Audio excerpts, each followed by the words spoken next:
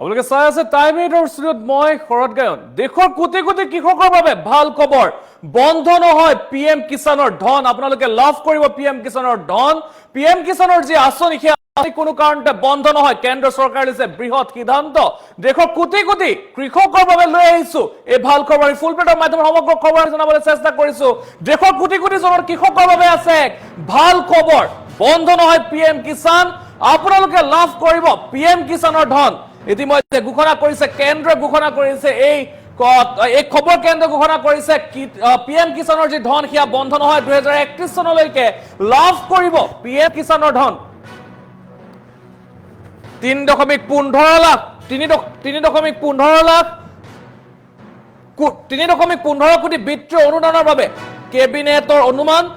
এই পৰ্যন্ত 4.47 লাখ কোটি টকা কৃষকৰ একাউণ্টলৈ প্ৰেৰণ। কেবিনেট কেন্দ্ৰীয় চৰকাৰে ডাঙৰ সিদ্ধান্ত বুলি ক'ব লাগিব। আৰু পুনৰ আমি জনাবলৈ চেষ্টা কৰিছো দেশৰ কোটি কোটি কৃষকৰ বাবে ভাল খবৰ আহি পৰিছে যে PM কিষাণৰ যি ধন সেই PM কিষাণৰ ধন কোনো কাৰণতে বন্ধ নহয়। প্ৰতিগৰাকী কৃষকে লাভ কৰিব PM কিষাণৰ ধন। যিসকলে PM কিষাণৰ অধীনত যি ৰেজিষ্ট্ৰেশ্যন কৰিব লাগে, যিসকলে ৰেজিষ্ট্ৰেশ্যন কৰিছে সেইসকলে লাভ কৰিব PM কিষাণৰ ধন। আৰু 2031 চনলৈকে লাভ কৰিব PM কিষাণৰ ধন। 2026-27 বৰ্ষৰ পৰা 2030-31 বৰ্ষলৈ চলি থাকিব এই আঁচনি। 3.15 লাখ কোটিৰ বিত্তীয় অনুদানৰ বাবে কেবিনেটত অনুদান। আৰু যিহেতুকে ইতিমধ্যে বহু লোকে লাভ কৰি আছিলে PM কিষাণৰ ধন লাভ কৰি আছিল, তাৰ মাজতে যি খবৰ আহিছিলে PM কিষাণৰ যি ধন বন্ধ হৈ পৰিব নেকি তেনেধৰণৰ খবৰ আহি পৰিছিল। তাৰ পাছত এতিয়া কেন্দ্ৰৰ যে ডাঙৰ সিদ্ধান্ত বুলি ক'ব লাগিব 2030-31লৈকে এই যি আঁচনি চলি থাকিব। 2030-31লৈকে চলি থাকিব এই আঁচনি। আৰু বন্ধ নহয় PM কিষাণৰ যি অনুদান, অৰ্থাৎ যি কেন্দ্ৰীয় চৰকাৰে যি অনুদান আগবঢ়াইছে PM কিষাণৰ নামত সেয়া বন্ধ নহয়। আৰু কেবিনেটত কেন্দ্ৰীয় চৰকাৰে ডাঙৰ সিদ্ধান্ত বুলি ক'ব লাগিব। আৰু পহিলা দিনটোতে, আগষ্ট মাহৰ পহিলা দিনটোতে এক ভাল খবৰ বুলি ক'ব লাগিব কৃষকসকলৰ কাৰণে। সেই কৃষকসকলে PM কিষাণৰ যি ধন লাভ কৰি আছিলে সেই ধন কোনো কাৰণতে বন্ধ নহয়। আৰু 2031 চনলৈকে সেইসকল কৃষকে লাভ কৰিব এই ধন। আৰু এতিয়ালৈকে 3.15 লাখ কোটিৰ এতিয়ালৈকে 3.15 লাখ কোটিৰ বিত্তীয় অনুদানৰ বাবে কেবিনেটৰ অনুমোদন কৰা হৈছে। আৰু সমান্তৰালকৈ যদি ক'বলৈ যাওঁ এই পৰ্যন্ত 4.47 লাখ কোটি টকা কৃষকৰ একাউণ্টলৈ প্ৰেৰণ কৰা হৈছে। আৰু ইতিমধ্যে বহু কৃষকে এই ধন লাভ কৰিছে। আৰু বহু কৃষকে ভাবিছিলে যে PM কিষাণ বন্ধ কৰা হ'ব, এনে তথ্য ওলাইছিলে। কিন্তু ইতিমধ্যে কেন্দ্ৰীয় চৰকাৰে এই সিদ্ধান্ত দিছে যে কোনো কাৰণতে বন্ধ কৰা নহয়। PM কিষাণৰ যি ধন সেয়া বন্ধ কৰা নহয়। সেই হিতাধিকাৰীসকলে সেই ধন লাভ কৰিবই। আৰু 2031 চনলৈকে সেই ধন লাভ কৰি থাকিব। আৰু ইতিমধ্যে 4.47 লাখ কোটি টকা কৃষকৰ একাউণ্টলৈ প্ৰেৰণ কৰা হৈছে। আৰু কেবিনেটত কেন্দ্ৰীয় চৰকাৰে ডাঙৰ সিদ্ধান্ত বুলি ক'ব লাগিব। আৰু এক প্ৰকাৰ কৃষকসকললৈ সকাহ বুলি ক'ব লাগিব। যিসকল কৃষকে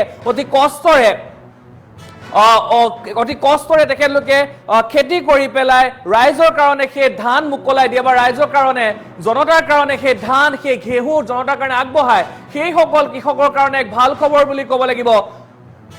2026-27 বৰ্ষৰ পৰা 2030-31 বৰ্ষলৈকে চলি থাকিব এই আঁচনি লাভ কৰিব। আৰু 3.15 লাখ কোটিৰ বিত্তীয় অনুদানৰ বাবে কেবিনেটে অনুমোদন জনাইছে। আৰু ইতিমধ্যে যদি ক'বলৈ যাওঁ এই পৰ্যন্ত 4.47 লাখ কোটি টকা কৃষকৰ একাউণ্টলৈ প্ৰেৰণ কৰা হৈছে। আৰু ইতিমধ্যে কৃষকৰ একাউণ্টলৈ ইমান টকা প্ৰেৰণ কৰাই হৈছে। আৰু যদি ক'বলৈ যাওঁ 2031 চনলৈকে PM কিষাণৰ সেই ধন লাভ কৰি থাকিব, প্ৰতিগৰাকী কৃষকে লাভ কৰি থাকিব সেই ধন। আৰু যিহেতু ইয়াৰ পূৰ্বে খবৰ ওলাইছিলে বা ইয়াৰ পূৰ্বে কিছুমান তথ্য ওলাইছিলে PM কিষাণৰ ধন বন্ধ হৈ পৰিব নেকি, বা বহু কৃষকৰ মনত সেয়া এক প্ৰকাৰ তেখেতলোকৰ মনত শংকা আহিছিলে যে এনেধৰণে PM কিষাণৰ ধন বন্ধ হৈ পৰিব নেকি, বা PM কিষাণৰ পৰা যি অনুদান লাভ কৰি আছো সেয়া বন্ধ হৈ পৰিব নেকি। সেই সময়ত যদি ক'বলৈ যাওঁ এতিয়ালৈকে কিন্তু কেন্দ্ৰীয় চৰকাৰে ভাল সিদ্ধান্ত গ্ৰহণ কৰিছে বুলি ক'ব লাগিব।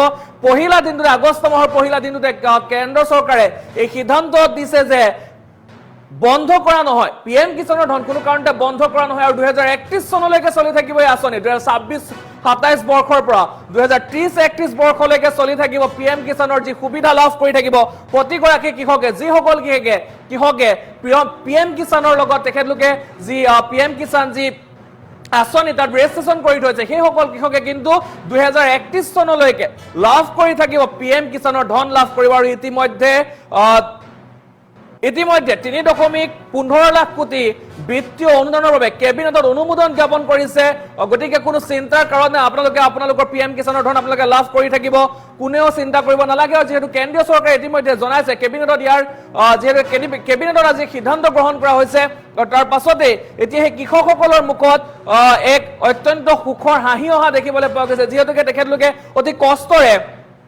খেতি কৰা দেখিবলৈ পোৱা যায় সেই লাগিলে ধান খেতি হওক বা তেখেতলোকে ঘেঁহুৰ খেতি হওক যেনে কষ্ট কৰে সেই কষ্ট কৰা কৃষকসকলে এই ধন লাভ কৰাৰ পাছত তেখেতলোকৰ যথেষ্ট সুবিধা হয় আৰু এতিয়া যদি ক'বলৈ যাওঁ তেখেতলোকে যিটো ভাবিছিলে যে 2000 বন্ধ কৰি দিয়া হ'ব নেকি তেখেতলোকৰ পিএম কিষাণৰ ধন তেখেতলোকৰ বন্ধ কৰা হ'ব নেকি তেখেতলোকে ভাবিছিলে কিন্তু তাৰ মাজতে কেবিনেটৰ ফালৰ পৰা ডাঙৰ সিদ্ধান্ত আহিছে বুলি ক'ব লাগিব কেবিনেটত কেন্দ্ৰ চৰকাৰে ডাঙৰ সিদ্ধান্ত গ্ৰহণ কৰিছে যে কোনো কাৰণতে পিএম কিষাণৰ ধন বন্ধ কৰা নহয় কোনো কাৰণতে পিএম কিষাণৰ যি যোজনা সেই যোজনা কোনো কাৰণতে বন্ধ কৰা নহয় কেবিনেট চৰকাৰৰ কেন্দ্ৰীয় চৰকাৰৰ যি এক সিদ্ধান্ত আছিলে পিএম কিষাণৰ যি আঁচনি গ্ৰহণ কৰিছিলে যে কৃষকসকলক কিছু সকাহ দিয়াৰ কাৰণে যে পিএম কিষাণৰ যি আঁচনি তেখেতলোকে ৰূপায়ণ কৰিছিল আৰু সেই আঁচনিৰ অধীনত যিসকল কৃষকে এই ধন লাভ কৰি আছিলে বা প্ৰত্যেক মাহে যি ধন লাভ কৰি আছিলে আৰু সেই ধন পৰৱৰ্তী সময়তো লাভ কৰি থাকিব 2030-31 চনলৈকে তেখেতলোকে পৰৱৰ্তী সময়তো লাভ কৰি থাকিব আৰু ইতিমধ্যে সেই কথা ঘোষণা কৰিছে কেন্দ্ৰীয় চৰকাৰৰ যি